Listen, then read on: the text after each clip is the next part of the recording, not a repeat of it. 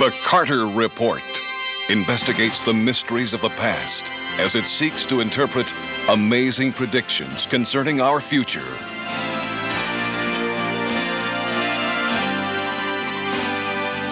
John Carter, scholar, writer, and traveler, invites you to join him as he unlocks mankind's most valuable treasure. Hello, America. Thanks for joining us.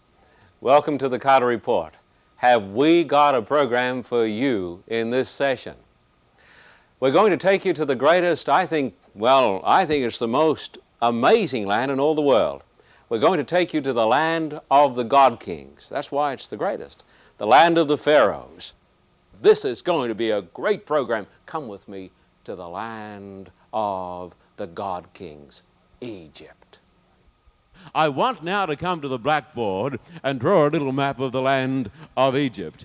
As I come over here to the blackboard, I want you folk to come with me, and we're going to put this sketch up on the blackboard so that you will know just where we are planning to go this evening.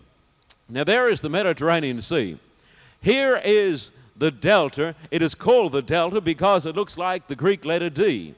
The land of Egypt, about 600 miles long and only about 10 miles across, only, relatively speaking, a tiny land. And on both sides of the Nile, out here, you've got the blistering hot sands of the Sahara Desert. And so the place was protected from its foes, and in this unique land developed the longest line of kings that the human race has ever seen. Now tonight, we're going to take you to the pyramids. Now the pyramids up here at Giza, near modern Cairo. Why were they built? Were they built as landing sites for flying saucers or for people from other worlds? Listen, enough of that sensationalism. We know the facts. The facts are these. The ancient Egyptians had a definite theology about death. They believed that the body was a shell, and they believed that inside this body there was a thing that was called a ka. That was the soul. And now listen to this, this is important. They believed that the soul could only live if the body were preserved. And even the body of a God King had to be preserved. And so they built these tremendous tombs for one purpose, for the preservation of their God Kings. Did you know this? Look at those great stones. Tremendous, massive, huge. Did you know that if you were to take those stones and to cut them up into 1 foot square cubes, you could build a wall right around the United States of America? You think of that? You could build a wall around America about 20 inches high. You could build a wall around Australia 2 feet high. Tremendous. And people come to me and they say, you know, these people back there, they could never have written anything like the Bible because they didn't know anything about writing. We now know today that these people were miles ahead of many of us even today. The Egyptians were great writers. They wrote on everything.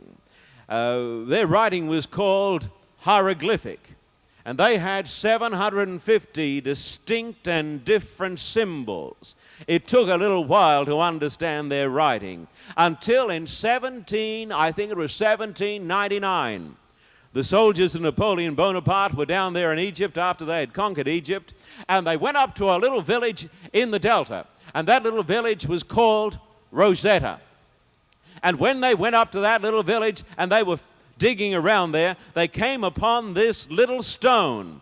It's 3 feet 9 by 2 feet 4, and it is a trilingual inscription. I want you to notice it very carefully on the screen. It is made up of hieroglyphic, demotic, that's also Egyptian, but a later type of Egyptian, and down the bottom you have the Greek language. You notice it is a trilingual inscription.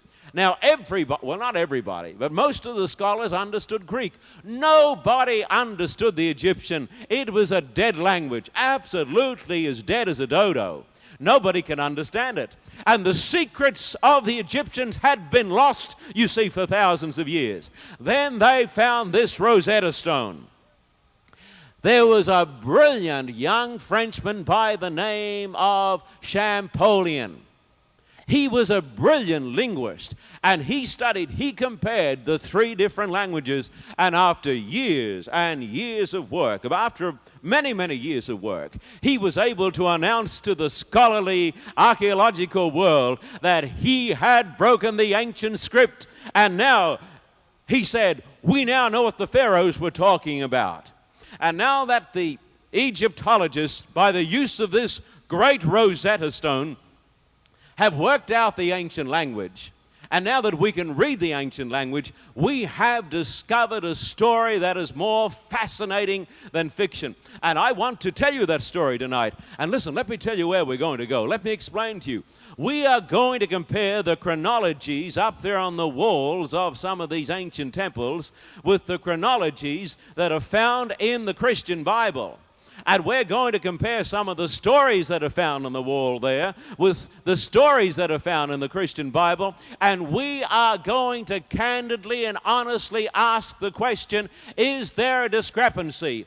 Is this book that America has so much confidence in, is this book truth, or has it been exploded by the greatest and the latest findings in archaeology?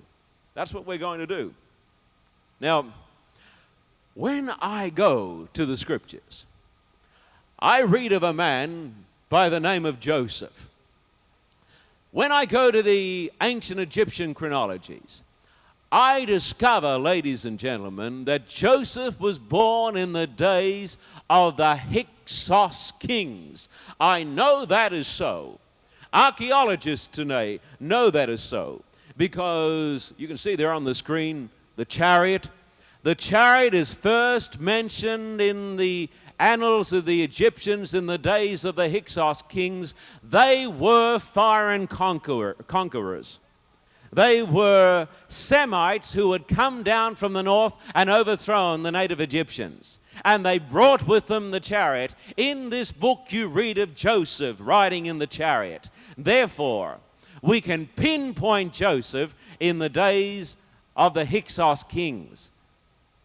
Now, when I go to the Egyptian writings, I discover that there was an uprising against these hated Hyksos kings. It was led by this man who is now on the screen. You see him there? His name was Seknenre, and he rose up and tried to drive the hated Hyksos, these foreigners, out of the land of Egypt, you see. And he died fighting the Hyksos. And if you carefully notice the screen, you can see how his skull has been battered and broken to pieces in his warfare against the Hyksos. That's quite apparent on the screen. This man had a son. And I'm going to come over now to the blackboard, and I'm going to write up the names of the ancient Egyptian kings. And I'm so glad to see you folk following this tonight with such a great interest. You are a great audience to talk to. It's tremendous to talk to such an attentive audience. Now, there was Seknenre. He was the man whose head was all broken in.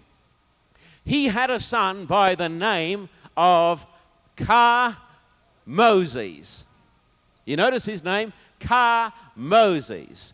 He in turn had a son by the name of Moses, and he had a son, we're told in the Egyptian inscriptions, by the name of Amenopis, or Amenhotep. Amenopis the first. He then had a son by the name of Tutmosis the first. And Tutmosis had a daughter. And her name, ladies and gentlemen, and I want you to try to remember this, was Hatshepsut. Hatshepsut. And I want you to remember her because she is the hero or the heroine of the story. She is the star tonight. She became the Pharaoh. She was the daughter of Pharaoh, But because the Pharaoh didn't have a son, she became the reigning monarch. And there you can see her on the screen. And you notice her with the beard. That is why I call her the bearded queen. Now, she didn't have a glandular problem, but the beard was the symbol of the Pharaoh's priestly power. And therefore, in the inscriptions, she is shown, as you can see on the screen, with a beard. Everything she did was grand and great and glorious, like her great mortuary temple called Deir el-Bahari on the western bank of the Nile. She was powerful. Everything she did was grand, great, glorious. Now listen to me, because what I'm going to tell you now is amazing. I'm turning in this old book, this book that the Christians use and that I use, to 1 Kings chapter 6 and verse 1. And when I turn to that passage, I read something very interesting. I want to share it with you, it says. And it came to pass in the 480th year, after the children of Israel had come up out of the land of Egypt, in the 4th year of Solomon's reign over Israel, in the month of Ziv, which is the 2nd month, that he began to build the house of the Lord. Now listen carefully. Ladies and gentlemen, we know absolutely, when we know this from astral calculations, we know when Solomon started to build the temple. There is no doubt. That is an historical certainty. And if you add on 480 years from there, it brings you through to the time of Moses. And when you compare the chronologies in the Hebrew Christian Bible with the chronologies that are up there on the walls of the temple that we can read today, it is apparent that Queen Hatshepsut was the princess who went down to the River Nile to rescue this little baby floating there in this basket in the bulrushes. Did you hear that? And when you turn over here to the book of Hebrews in this book, it says that Moses, and that's an Egyptian name, Moses became the son of Pharaoh's daughter. Now, listen to me. I'm coming over here to the blackboard again.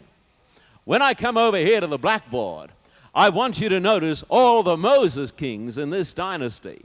Moses, Tutmosis, Hatshepsut. And Hatshepsut was forced to accept the illegitimate son of her husband, Tutmosis the second, as her joint ruler, but she soon got him off the throne. Now, the Bible says, and we know that the chronologies are absolutely correct. We can be dogmatic about this. The Bible says that this woman, Queen Hatshepsut, the greatest woman perhaps the world has ever seen, was planning to put Moses, the Hebrew, on the throne of Egypt instead of Tutmosis the second, the illegitimate son of her husband. You can see what happened. There was a lot of tension in Egypt. And when you go to Egypt today, you can see the remains of that awful tension. Now look, as I was wandering around Egypt, I said to Peter, Peter, why is the great stela that you can see on the screen there, why is it surrounded by all of these bricks? He said, because Tutmosis, who came after her, hated her with an absolute intense hatred. I said, why did he hate her? He said, I don't know. He said, I don't know. Ladies and gentlemen, I know. The Bible tells me the reason why. The Bible tells me that Moses was going to be the next Pharaoh. You see, he was the son of Pharaoh's daughter. He was living in the time of all of those Moses kings. And Hatshepsut was going to put him on the throne. But then in 1482 BC, Hatshepsut disappears. And the most incredible thing is that and I get excited when I tell people this, when when we go there and we see the mummies, and I know them all, I'm on personal terms with all the mummies, not on talking terms, but I know them. There's the mummies of Ramesses and Tutmosis and Amenophis and all of those men, but we don't have the mummy of Queen Hatshepsut. You know why? Because the worst thing that you could do to an enemy was to destroy his body, and that's what Tutmosis did. That's what Tutmosis did. He murdered her because she was planning to put this Hebrew, Moses, on the throne instead of this Egyptian, Tutmosis. And you can see all the evidence of the strife and the hatred that tore Egypt up. And that, my friend, is exactly in harmony with what you read in the Bible. Look at this on the screen. You can see how he took to all of her inscriptions with a chisel and he chiseled them out. You can see it there. It's as plain as the nose on your face. As old Peter said, he certainly hated her. One thing is certain, ladies and gentlemen, and that is this. There was a period back there in the days of Egypt when there was a tremendous strife, a tremendous hatred, a tremendous upheaval, and there is only one solution to the problem, to this archaeological problem. And when I go to the Bible, I find the solution. Ladies and gentlemen, my American friends, let me tell you something. As I have gone around in Egypt and looked at the inscriptions, as I have read the story of the bearded queen, as I have seen the defaced inscriptions, as I have looked at all of these things, I have come back dazed and amazed and stunned by the overwhelming accuracy of the book that is called the Bible. I believe the Bible tonight, not because I just want to believe it. I don't believe it just because of faith. I believe it because of evidence, you see. Absolutely. And I believe that there is a tremendous ton of evidence. Look at this good-looking character on the screen. You see him there?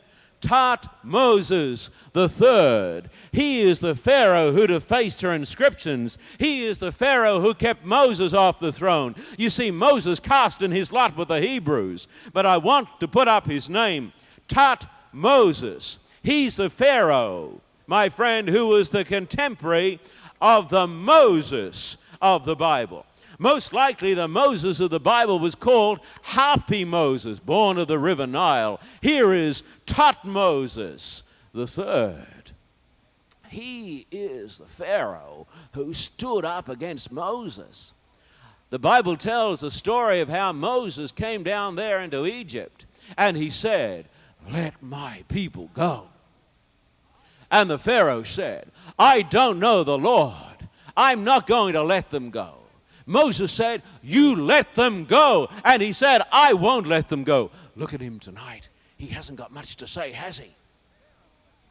There is the Pharaoh, ladies and gentlemen, who stood up against the great God of heaven and against the Moses of the Bible.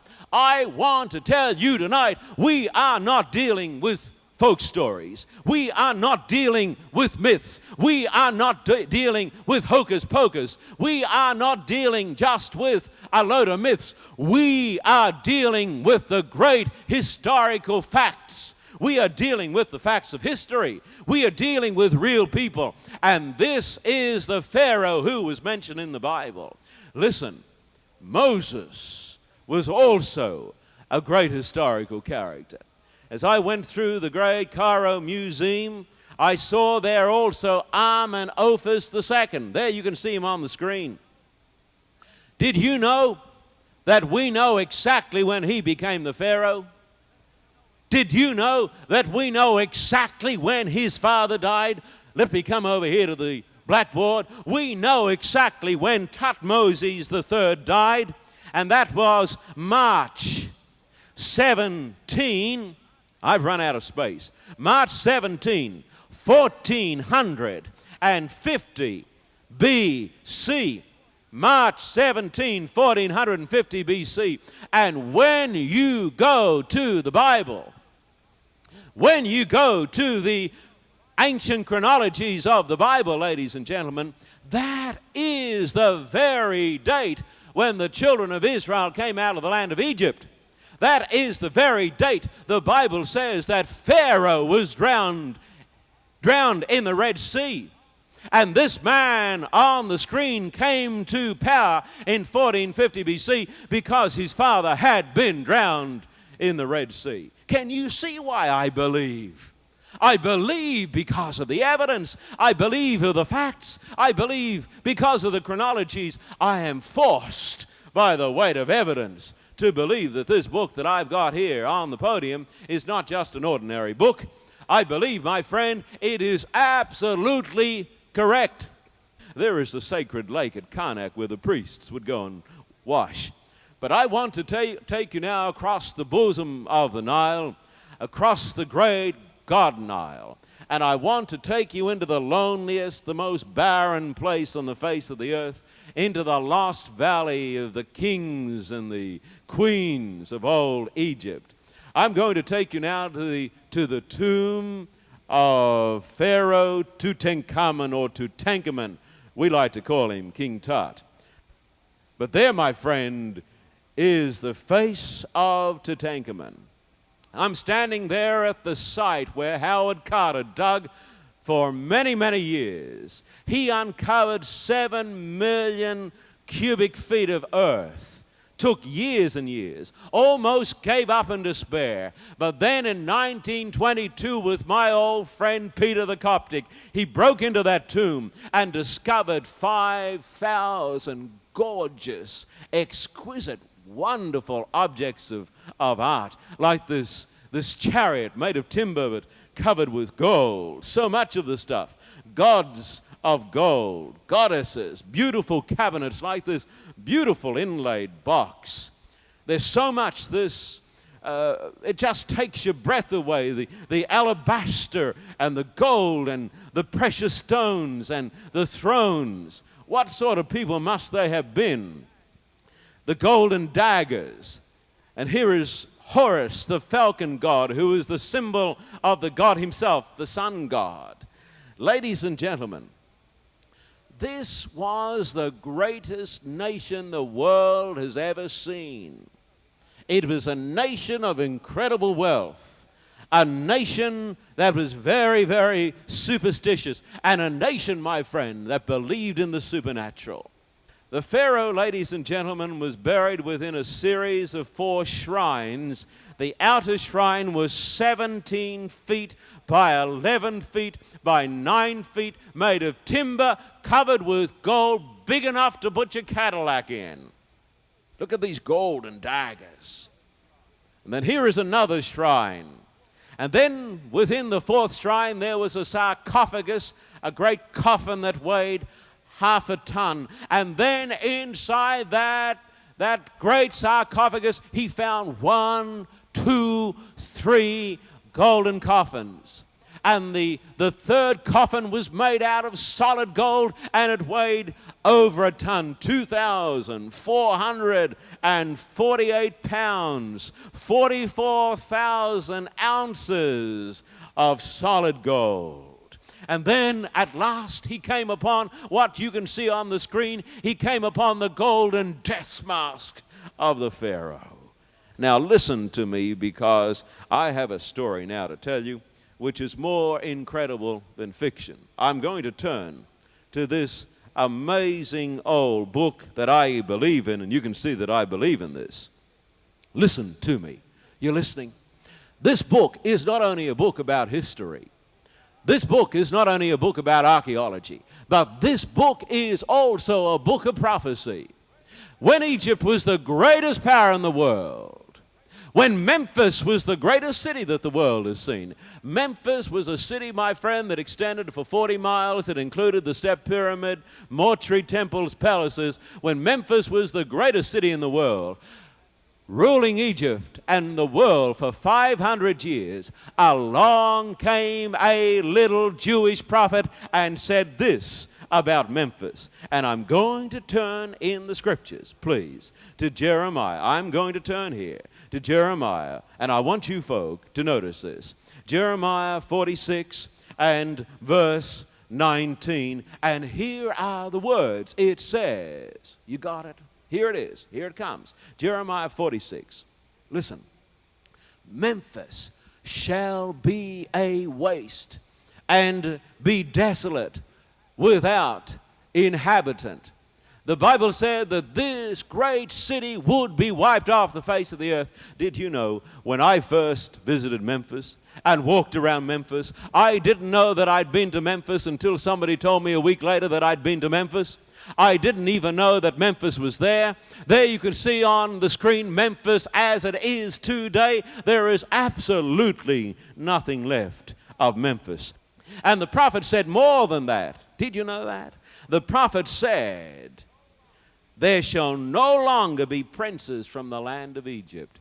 Ever since that prophecy was given, Egypt has been without an Egyptian prince. There have been Persians and Greeks and Romans and Turks and French and British, but no Egyptian princes from the land of Egypt. When I was talking down in Australia, a man interrupted me and he said, John Carter, haven't you ever heard of King Farouk, he said. I said, yes, I have. And did you know he was an Albanian? Not only does this book talk about Egypt, but it talks about modern cities. Did you know it also talks about the United States of America? Did you know that it talks about modern civilizations and it tells us our future and our fate? And I want to say tonight, and I want to say to you folk who are watching this television program, you listen to me. A nation is only as great as its faith in God and in the Scriptures. This great nation of America, along with the rest of the Western world, is facing the greatest crisis in the history of the human race. And there is only one hope for the United States of America, and that is to have an intelligent faith in the facts of God's Word. Millions of people today in America and the rest of the Western world have been brainwashed with the idea that these people back here were barbarians. We now know that that is a load of hogwash. These people were smart, they were sophisticated, they were highly intelligent, and they were tremendous writers. We now know that the Bible arose out of this super sophisticated culture. You see, Moses, who wrote the first 5 books of the Bible, was a sophisticated character. He was a great prince, he was a great lawyer, he was a great philosopher, he was a great lawgiver, and he was a great writer. And we now know for an absolute certainty that these ancient people who gave us the Bible were some of the most sophisticated, some of the most highly developed people that this world has ever seen. On the basis of all the evidence that I have seen in the land of Egypt, I can say today, you can believe in the Bible.